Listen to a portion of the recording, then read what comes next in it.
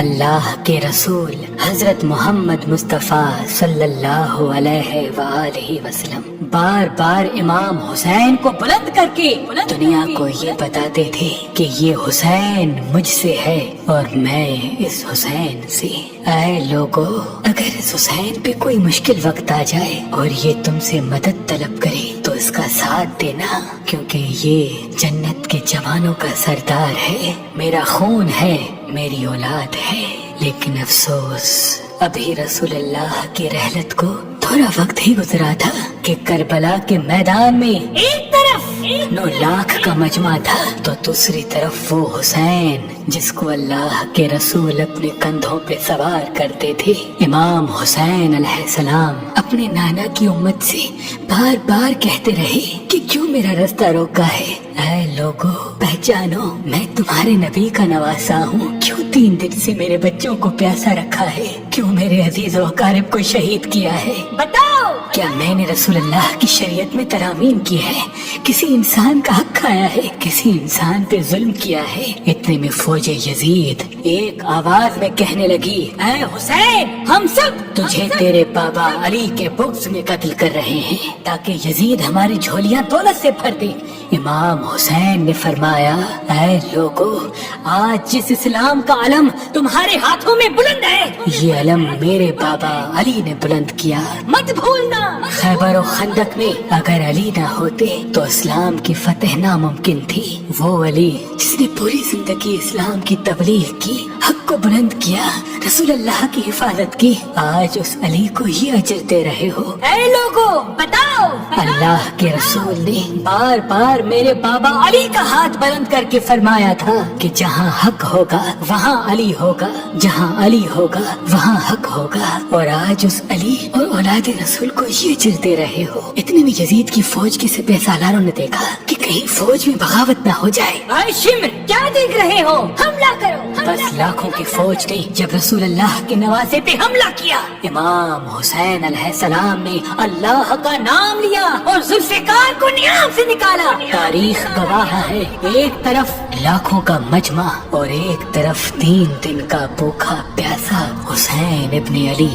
زمین پہ اس طرح کی جنگ پہلے کبھی نہیں دیکھی تھی کہ ایک تنہا انسان لاکھوں کے مجمع کو اس طرح سے فنار کر رہا ہے کہ فوجی اشکیا واپس پلٹ کے بھاگنے لگی۔ امام حسین فوج یزید سے مخاطب ہو کے فرماتے ہیں، آؤ، 3 دن کے بھوکے کی جنگ دیکھو، 3 دن کے پیاسے کی جنگ دیکھو، رسول کے اس نواسے کی جنگ دیکھو، اس کی جنگ دیکھو جس کا جوان بھائی مارا گیا، جس کے جوان بیٹی کو نظروں کے سامنے قتل کیا گیا، جس نے اپنے ہی ہاتھوں سے اپنے بچے کی قبر بنائی۔ امام حسین شیر کی طرح فوج یزید سے لڑ رہے ہیں۔ اتنے میں آواز غائب آتی ہے، حسین، تیرا اللہ تجھ سے راضی ہوا۔ بس اس صدا کا سننا تھا۔ امام حسین علیہ السلام نے اپنے ذوالفقار کو تھام لیا۔ اتنی میں عمر بن سعد کہتا ہے، شمر، کیا دیکھ رہے ہو؟ یہ علی کا شیر ہے، اس کو مات دینا ناممکن ہے، جاؤ خیموں کو آگ لگا دو۔ بس کچھ ظالموں نے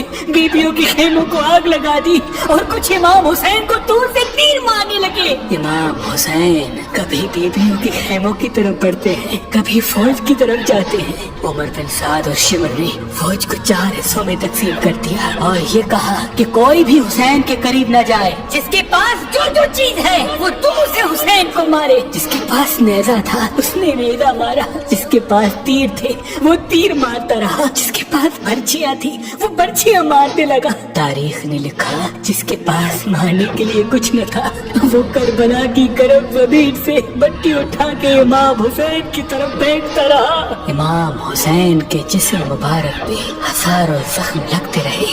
آپ کے جسم مبارک پر اتنی تیر تھے کہ آپ کا جسم مبارک نظر تک نہیں آ رہا تھا۔ بس جیسے ہی نواسا رسول گھوڑے کی زین سے زمین پہ آتے ہیں، فوج یزید جھومنا شروع کر دیتی ہے، لیکن اتنے میں وہ گھوڑا جس پہ آپ سواری کیا کرتے تھے وہ امام حسین کے چاروں طرف گھومنا شروع کر دیتا ہے تاکہ ان تیروں سے میں اپنی آقا حسین کو بچا لوں۔ وہ گھوڑا دوڑ ہی رہا تھا، اتنے اتنے میں عمر بن سعد نے کہا اے لوگو رکو، میں نے اپنی آنکھوں سے دیکھا تھا اس گھوڑے پہ اللہ کے رسول سواری کرتے تھے، کہیں تیر اس گھوڑے کو نہ لگے اور یوں تیروں کو چلانا بند کیا گیا۔ افسوس ہے ان لوگوں کو اس گھوڑے کا تو احترام معلوم تھا جس پہ رسول اللہ سواری کیا کرتے تھے، لیکن اس حسین کا احترام بھول چکے جن کو اپنے کندھوں پہ سوار کر کے امت کو دکھایا کرتے تھے۔ بس امام حسین علیہ السلام زمین کربلا پہ اپنا سر رکھ کے اللہ کا شکر کر رہے ہیں، اور وہاں فوجی یزید کے مختلف سپاہی امام حسین کا سر کاٹنے کے لیے قریب آتے ہیں۔ جو بھی قریب آ کے امام حسین کے سر کو دیکھے تو اسے امام حسین کے چہرے میں رسول اللہ کا چہرہ نظر آئے اور وہ چیخ کے دور چلا جائے۔ اتنے میں شمر کہنے لگا یہ کام مجھ سے ہی ہونا ہے۔ جیسے ہی شمر نے خنجر امام حسین کے گلے پہ رکھا تو وہ دیکھے امام حسین کے لب ہل رہے ہیں۔ اس نے سوچا ہم نے حسین کا پورا خاندان قتل کر دیا، 3 دن تک حسین کے بچوں کو پیاسا رکھا، شاید حسین ہمیں بد دعا دے رہے ہوں گے۔ سننے کے لیے کان قریب کرے تو کیا سنے، امام حسین علیہ السلام اللہ کی دربار میں اللہ کی نعمتوں کا شکر کر رہے ہیں کہ اے اللہ تیرا شکر ہے کہ اس عظیم امتحان کے لیے تو نے اس حسین کو چنا۔ اتنے میں امام حسین نے آنکھیں کھولی اور شمر سے کہا اے شمر کیا تو نہیں جانتا میں رسول اللہ کا نواسا ہوں، جنت کا سردار ہوں، حق پہ ہوں، بے جرم ہوں۔ شمر نے کہا ہاں مجھے معلوم ہے، پھر آپ نے فرمایا تو کیوں قتل کر رہے ہو؟ شمر نے کہا تاکہ یزید میری جھولی دنیاوی دولت سے بھر دے۔ بس یہ کہتے کہتے شمر امام حسین کا گلا کاٹتا رہا اور فوجی یزید مسلسل جھومتی رہی۔ امام حسین کے سر قلم ہونے کے بعد سادات کو لوٹا گیا۔ امام حسین کے سر مبارک کو لوگ سنا پہ بلند کر دیا، بی بی سکینہ کو تماچے مارنے لگے، رسول اللہ کی نواسیوں کے سروں سے چادر کو لوٹ لیا